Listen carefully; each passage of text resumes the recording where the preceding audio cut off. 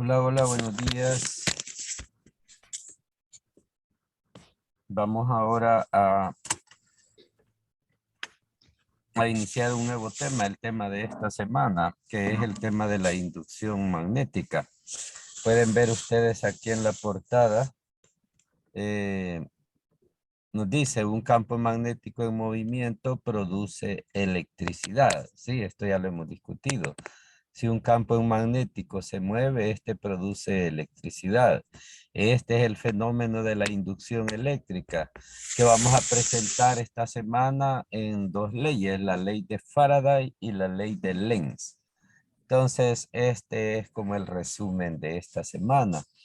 Pues para, a manera de motivación les digo, este tema ya es un poco corto prácticamente. eh, y, y pues es como el último esfuerzo. Oiga, y pues eso especialmente es un poco sencillo, corto, y así es que muchos ánimos, trabajémoslo hoy temprano de la semana para que el fin de semana ya empecemos a disfrutar nuestras vacaciones. Ahí pueden ver que el examen lo tenemos programado para el lunes. La hora, ya veremos. Bueno. Ok, gracias por sus saludos. Va, entonces, ahí vamos.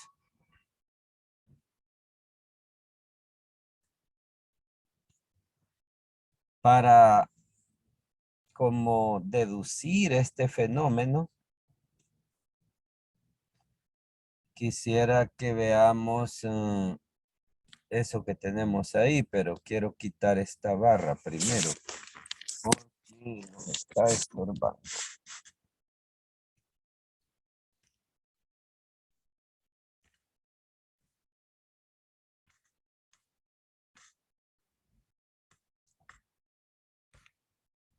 Vale, lo que tenemos aquí en pantalla, esta parte de aquí, ve.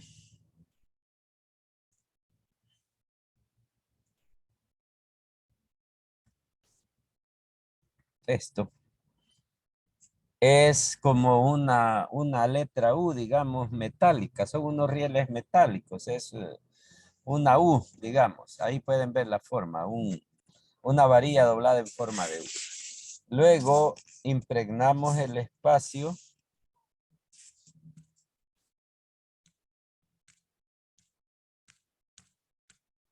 Oh, voy, que no quiere funcionar.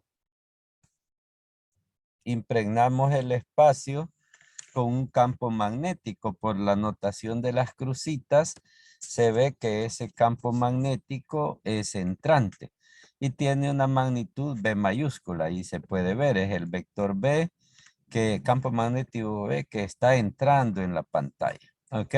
Y no olviden que ahí tenemos esos rieles metálicos en forma de U.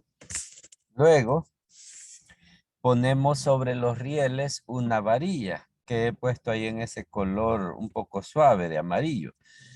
Eso que tenemos ahí es una varilla metálica, como una varilla de cobre que está montada en los rieles, ¿sí? A L va a ser la longitud de la varilla, la separación de los dos rieles paralelos. Ven, ahí vamos dando datos. Tenemos hasta el momento la magnitud del campo magnético B y la longitud de la varilla, L. ¿Ok? Luego, miren, hacemos mover la varilla. Repito esa escena. Hacemos mover la varilla, ¿sí? Y la detenemos en ese instante. Fíjense, la vamos a detener. Ella se va a seguir moviendo continuamente, pero en esta posición de acá, la detenemos. Dicen de nosotros, los físicos, para estudiar el movimiento, lo detienen. No sé si logran ver lo paradójico de esto. Los físicos, para estudiar el movimiento, lo detienen, como lo que acabo de hacer. Detengo la barra para estudiarle su estado dinámico. También el biólogo, para estudiar la vida, mata al sapo y estudia la muerte en realidad. Sí, porque estudia sapos muertos. Entonces, eso es importante que se tenga en cuenta. Oye, vaya. Entonces, aquí en lo que estábamos vamos a analizar que esta varilla se mueve para la izquierda con una rapidez o velocidad V vector, ahí se las pongo. Entonces sigo dando datos, recuerden, tengo la longitud de la varilla, la magnitud del campo magnético y ahora tengo la velocidad de la varilla, ¿sí? La varilla, dije desde un principio, es de cobre. Podemos pensar en sus cargas libres que la varilla tiene. La varilla, por ser de cobre, tiene cargas eléctricas adentro. Se ha dicho electrones libres, pero nosotros podemos pensar en cargas positivas para ir acorde a la convención y decir que tenemos positrones libres, digamos, que es totalmente equivalente. ¿Sí? Entonces, ilustrémoslos. Tenemos ahí en el extremo superior, en el riel superior, que yo le voy a llamar el riel de abajo.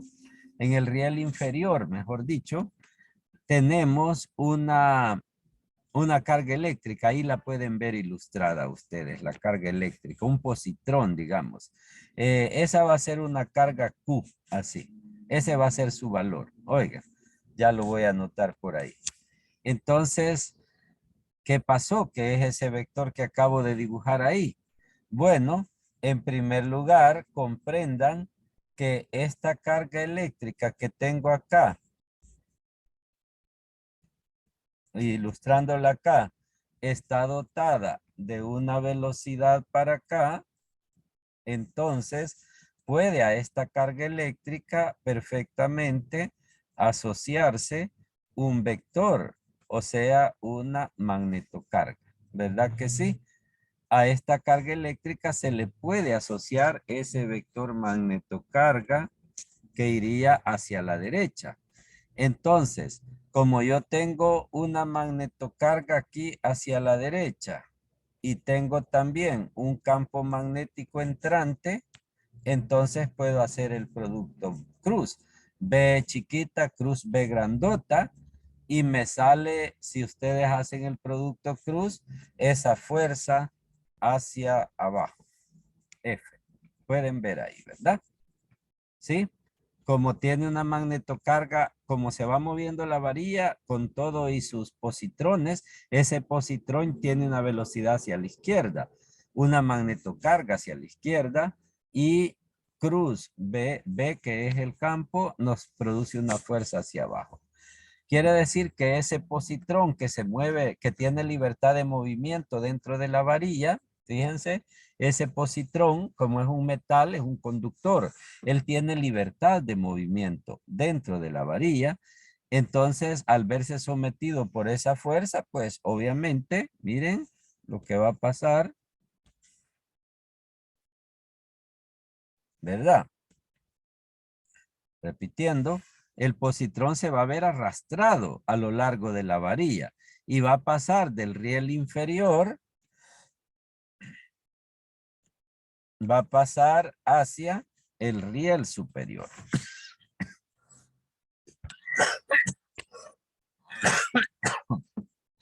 ¿Por qué le llamo riel superior al riel que está gravitacionalmente abajo? Le llamo riel superior porque en él se están acumulando las cargas eléctricas. Esos positrones que son arrastrados continuamente porque la velocidad es continua. Esos positrones que, que son arrastrados continuamente desde el primer riel hacia el segundo riel a través de la varilla, producen que en la, en el riel que he marcado en rojo, se excite, digamos, una carga eléctrica positiva, dejando mujercitas solteras en el otro riel. Y entonces este riel va a tener más potencial y el de arriba queda con menos potencial. Por eso llamé a este riel superior, porque estaba hablando eléctricamente el de más potencial y el de abajo quedó como un riel de menos potencial. Entonces, ahí lo tenemos. Repito, las cargas eléctricas son arrastradas del riel inferior al riel superior. Son arrastradas. Entonces,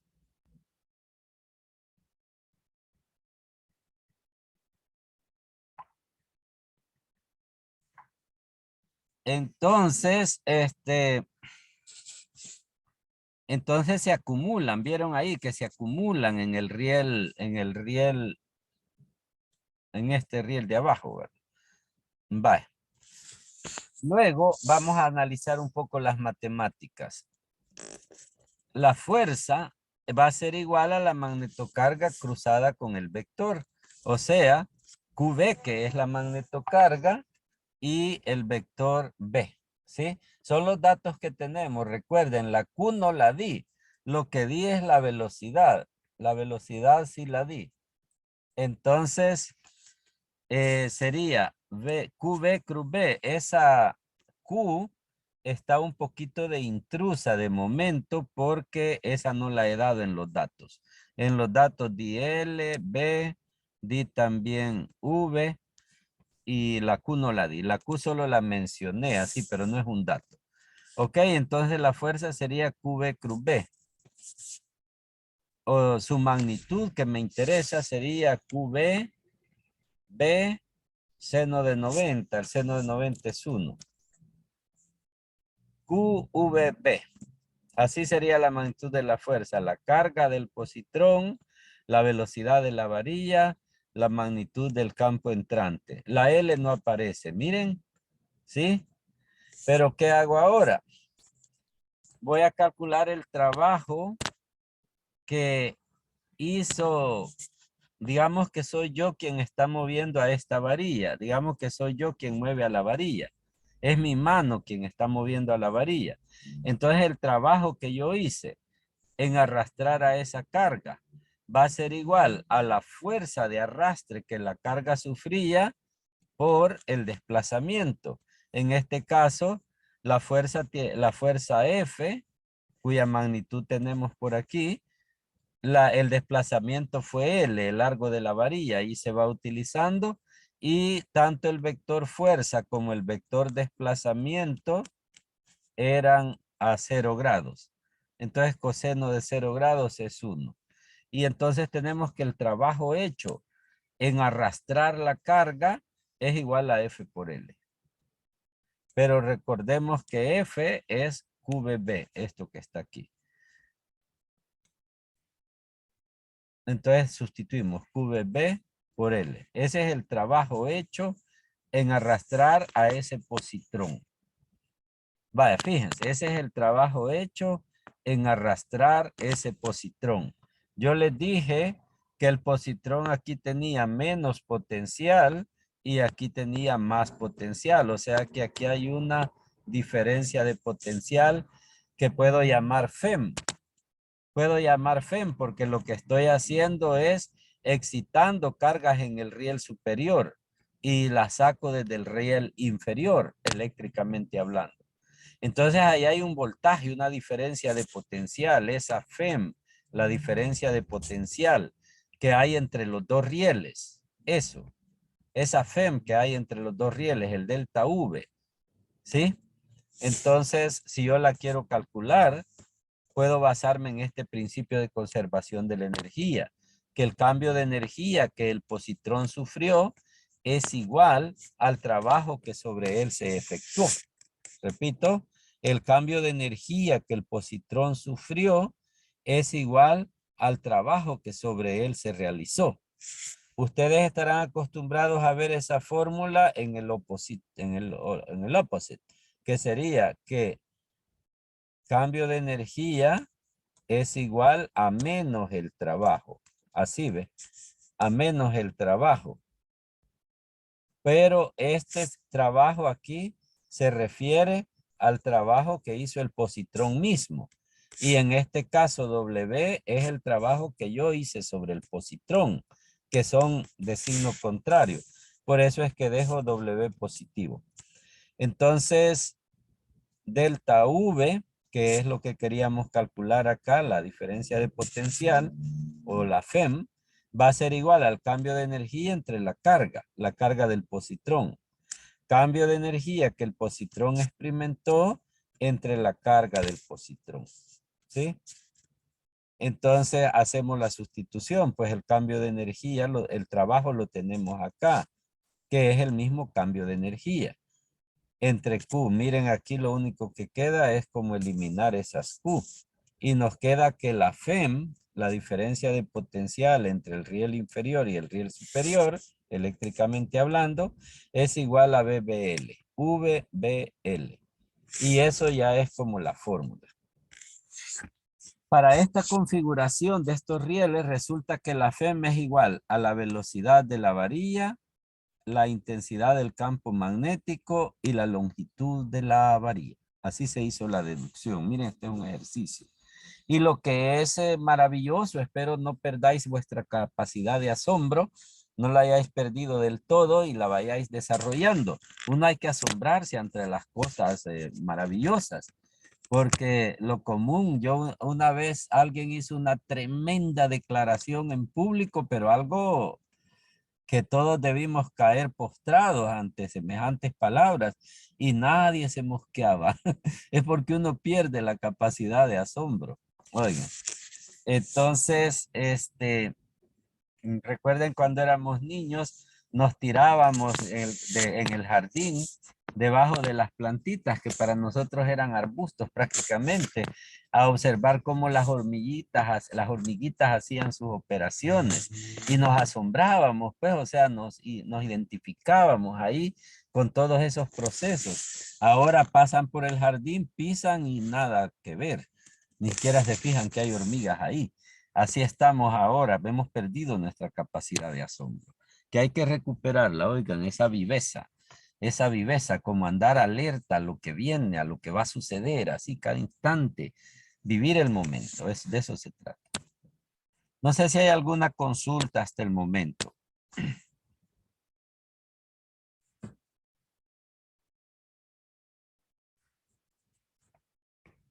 Pues miren, cuando hablé de la capacidad de asombro me refería al hecho de que aquí lo que tenemos enfrente es que hemos como inventado, entre comillas, un generador de energía eléctrica, pues, porque ahí lo que teníamos es unos pedazos de cobre, esos rieles metálicos y un imán, el campo magnético, con unos pedazos de cobre y un imán, vos podés producir electricidad a base de movimiento mecánico, a base de movimiento mecánico, así. Ven, entonces lo que hicimos es mover la varilla de manera que la varilla fuera cortando las líneas de campo magnético y el resultado es que en la varilla se indujo una FEM, que es lo que hemos calculado aquí, ¿ve? Entonces, o sea, se indujo un voltaje, que si ahora nosotros le conectamos un foco aquí a la varilla, ese foco se va a alumbrar. Ven, si le ponemos un foco podemos alumbrar. Entonces hemos como inventado el principio del generador eléctrico. Eso es lo que hemos hecho. ¿Ok? El generador eléctrico. Eh, ingeniero, y eso se da, por ejemplo, en el caso de como de la energía eólica y la hidráulica. Sí, muy bien, perfecto, claro que sí. En el caso de la energía eólica, el viento lo que se ocupa es en producir ese movimiento. Porque aquí yo les dije, soy yo quien está moviendo la varilla. O sea, yo tengo que ir corriendo moviendo esa varilla. Tiene que haber un movimiento. En el caso de la energía eólica, no es un movimiento lineal como este, así, sino que es un movimiento rotatorio, así. Y en ese proceso se está produciendo la energía eléctrica a partir de la velocidad del viento.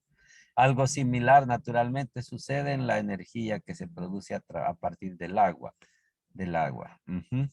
Muy bien, exacto. Eso me encanta. ¿Sí? No dejen de mandar el correíto. Ahí estamos entonces. De eso se trata. Quisiera ahora, este es un generador que tiene una desventaja por ser lineal. Por ser lineal, hay que ir corriendo con esa varilla sin parar, nunca detenerse, ¿verdad? Esos rieles tienen que ser larguísimos, ¿sí? Y, pero bueno, pero es un generador, ya genera energía eléctrica a partir de movimiento mecánico. Ujú. Luego, más adelantico en la clase, en clases posterior, mañana posiblemente, vamos a ver el alternador, se llama, que es el aparato que tienen instalados los generadores eólicos. Esos grandes ventiladores tienen un alternador conectado. También en los carros de nosotros hay un alternador, es lo normal, lo común, que es el que genera la electricidad del carro a partir del movimiento del motor. ¿Sí? Ingeniero, tengo una duda. Y en ese caso, ¿la varilla solo se va a mover hacia un lado o también regresa? En este caso yo he ilustrado que solo se mueve hacia un lado y como resultado esta produce una FEM que está polarizada de esta manera, ¿ves? Porque les dije, aquí está el positivo y aquí el negativo, el riel de arriba y el de abajo.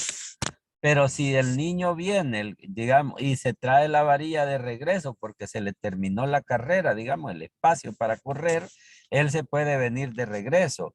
Es esperable que lo que va a pasar es que la FEM se va a invertir. Así. ¿Me entiendes? De manera que si graficas, vas a tener en un momento una FEM igual a VBL y va cuando él va corriendo para allá. Pero de repente él viene y corre de regreso, vas a tener una FEM ahora igual a negativo VBL. Así. ¿Ves? Entonces, y si después te vas de regreso, así, ¿verdad? Entonces tendrías como así, ¿ves? Como una FEM que está alternando, digamos. ¿Sí? Esa sería una idea. Que el niño corra back and forth, así. Esa sería una idea. Para que no tengamos un riel súper largo. Ujú. Pero es eso, digamos, convertir este pulso negativo, pasarlo para arriba, eso es relativamente fácil. Con diodos se logra. Oiga. Entonces funciona en todo caso, funciona. Quisiera mostrarles ahora, si no hay más participaciones, cosa que me ha encantado. Como aquí hemos hecho un ejemplo particular, hemos inventado un generador eléctrico con estos rieles. ¿Sí? En el libro esto se llama FEM de movimiento, por si alguien va a ir a estudiar en el libro. FEM de movimiento se llama. Entonces, y hemos llegado pues a esta formulita que teníamos ahí. Ven. Ahora vamos a hacer algo más general. Queremos generalizar esto. Miren, para ello voy a rotular esta distancia. Fíjense aquí, ve, aquí voy a rotular esta distancia. Miren, esa distancia la rotulo como X. Le voy a llamar X a la distancia, digamos a la posición de la varilla, ¿verdad? Tomando como referencia esta parte de aquí. X va a ser la posición de la varilla. ¿Lo ven? Porque recuerdan que la varilla empezó por aquí en una X chiquita y la X fue creciendo, creciendo y en este momento se encuentra en esa posición X. Pero la X les dije que va a seguir creciendo, ¿verdad? Que yo solo lo había paralizado eh, para estudiarlo. Pero que X es la posición actual de la varilla, ¿ok? Y X es una variable. La X está variando en el tiempo. Aquí lo pueden ver. V, la magnitud de este vector, es la razón de cambio de X en el tiempo, ¿verdad que sí? Porque X es la posición de la varilla y la X está creciendo en el tiempo, crece, la X va creciendo, ¿sí? Entonces la razón de cambio de X en el tiempo es la velocidad de la varilla. ¿Vamos bien? Luego, la FEM, recordemos, era a BL por V, aquí arriba, ¿ve? BL por V. Entonces, solo estoy sustituyendo la V en términos de X, porque quiero generalizar este asunto. Miren, BL por V, por DX dt. Luego, estos dos rieles tienen una separación constante e igual a L. Miren, los rieles tienen una separación constante e igual a L. En el tiempo, la L no cambia. Si fueran unos rieles como convergentes así, entonces la L fuera disminuyendo. La L fuera disminuyendo. O si fueran divergentes, la L fuera aumentando. Pero en mi ejemplo particular, la L es constante. Así que yo la puedo meter dentro de esta derivada a la L de esta manera. Miren.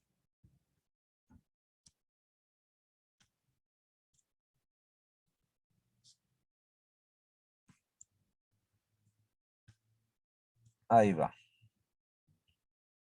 Lo que hice es que la L la he introducido dentro de la derivada, aprovechando a que ella es constante, porque la separación de los rieles es constante a lo largo del tiempo. No son ni convergentes, ni tampoco son divergentes.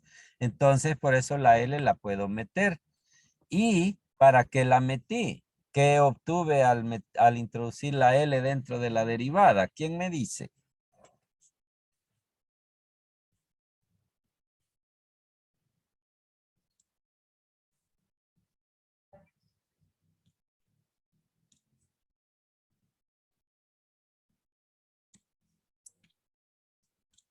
A ver, LX.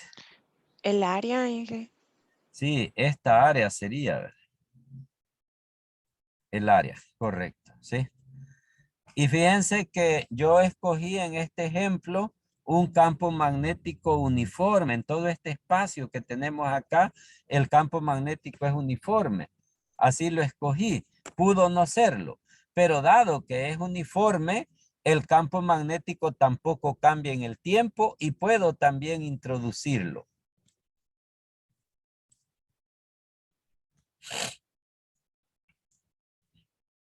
Bueno, ahí hice la sustitución del área que usted me sugirió, ¿verdad? Ahora decía, vamos a introducir la B también. Mire, la B también la meto dentro de la derivada, porque aprovecho que él no cambia a lo largo del movimiento donde va corriendo el niño. ¿Sí? Y ahora, ¿qué tengo? Así como allá L por X me produjo área, ¿qué tengo ahora? Eso se podría ver como el flujo. Es efectivamente el flujo magnético en este caso. Campo por área, eso es flujo, ¿sí? Phi. Entonces, la FEM, ahí termina, le pongo la rotulación. Vea, la FEM es igual a la derivada del flujo, a la razón de cambio del flujo. El signo menos, ¿de dónde salió? De la manga de mi camisa. Oigan, ya lo vamos a discutir. Entonces la FEM es igual a la razón de cambio del flujo. Y eso es lo que se conoce como ley de Faraday. La ley de Faraday es una simplificación que han hecho los físicos y han deducido de que la FEM, el voltaje, los voltios, los 10 voltios, los 120 voltios que se producen en la generadora de electricidad es igual a la derivada del flujo, flujo magnético. Yo tengo un flujo magnético de tantas Weber, las unidades. Weber es la unidad. Y luego está cambiando a razón de tantos Weber por segundo. Eso de Weber por segundo, eso es la FEM. O sea que Weber por segundo es voltio a la vez. Porque la FEM y la derivada del flujo son iguales. Salve por ese signito que puse ahí. Oigan, pero ese signito es la próxima clase, digámosle en alguna forma. Ese va a ser el tema de la próxima clase, ese signito, que se llama ley de Lenz. Ley de Lenz, lo del signito, que es contrario, que la FEM es contraria a la razón de cambio del flujo. Es al contrario, eso quiere decir ese signito. Yo acá, como solo trabajé con magnitudes, aquí solo trabajé con magnitudes, no lo trabajé con signos, digamos. Por eso lo puse así, lo saqué de la manga, les dije yo. Entonces, eso es que la FEM es la razón de cambio del flujo magnético. Por ejemplo, si nosotros tenemos este alambre aquí doblado, este espira, ¿sí? Y tenemos un campo, hagamos esto a manera de un ejercicio. Si nosotros tenemos un campo de 10 militesla al inicio, digamos. Este sería el campo al inicio de 10 militesla. Pero después de transcurrido un tiempo de un microsegundo,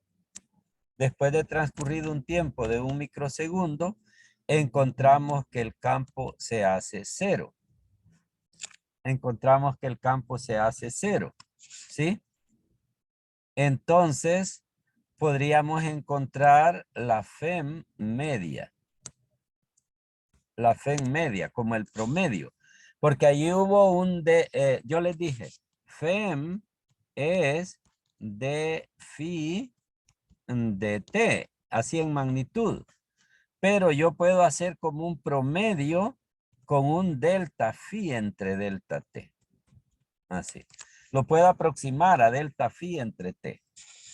¿Me entienden? Y ahí estaría sacando no la FEM instantánea exacta, sino la FEM promedio. Por eso les digo, si yo tenía un campo inicial en esta ilustración de 10 militeslas y finalmente, y después de un microsegundo, encuentro que el campo es cero, entonces, ¿cuánto vale la FEM media? Ahí ya no hubo un de phi de t, sino un delta phi entre t.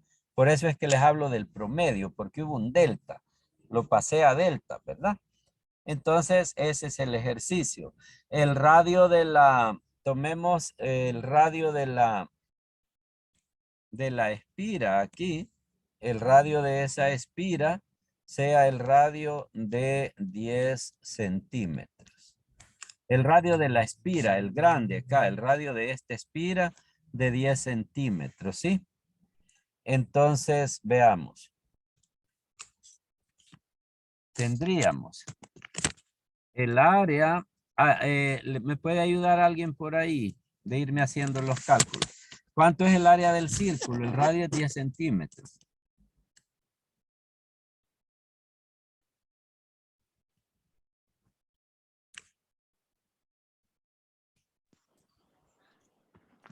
Me sale 0.0314 metros cuadrados. 0.0314. Gracias.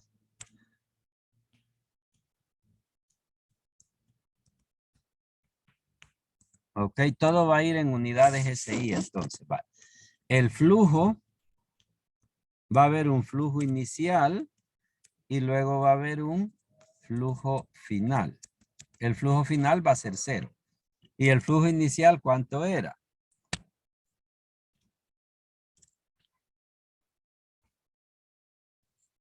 Eran 10 militesla. Miren, 10 militesla era el campo inicial, ¿sí? Entonces, Serían 3.14 por 10 a la menos 7.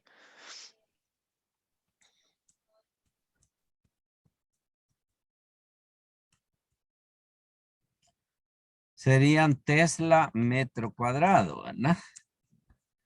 Tesla metro cuadrado. Ujú. Bien. Y entonces el delta phi va a ser igual al phi final menos el phi inicial. O sea, va a dar un valor negativo, ¿va? 0 el final menos 3.14 por 10 a la menos 7.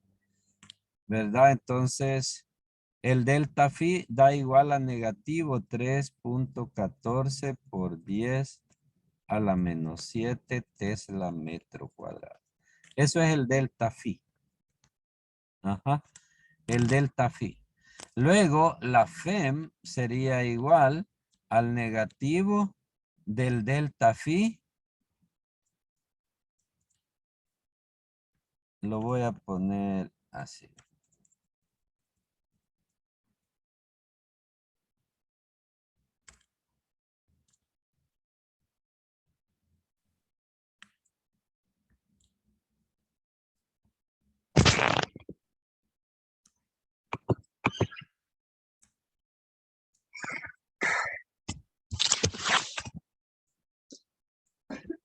La FEM sería el delta phi entre delta t. FEM media le voy a poner.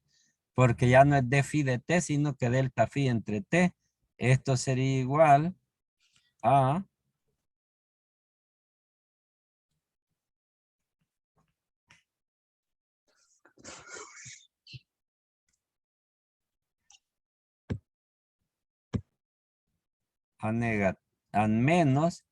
menos 3.14 por 10 a la menos 7 entre 1 por 10 a la menos 6 segundos, ¿verdad?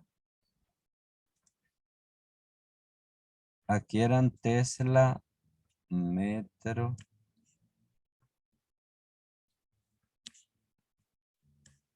cuadrado. Ujú. Algo así. Entonces esos menos se cancelan y nos da la respuesta. ¿Cuánto? Menos 3.14 por 10 a la menos 1. Vaya, 0.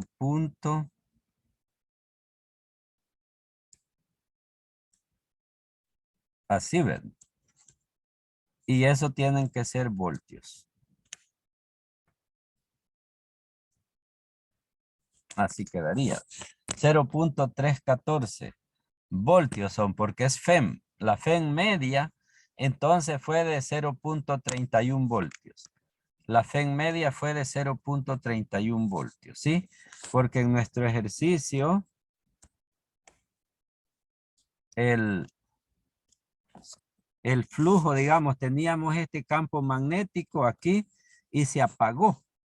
Se apagó, se hizo cero en un tiempo de 1 microsegundo. Entonces ahí dentro de este alambre se produjo esa FEM media. Esa FEM promedio y fue de 0.3 voltios. O sea, casi medio voltio. Ahí tenemos, digamos, una ilustración. Cuando estudiemos el alternador, ahí vamos a ver una conderivada. Oigan, que sería en la próxima clase. Bueno, no sé si hay alguna preguntita.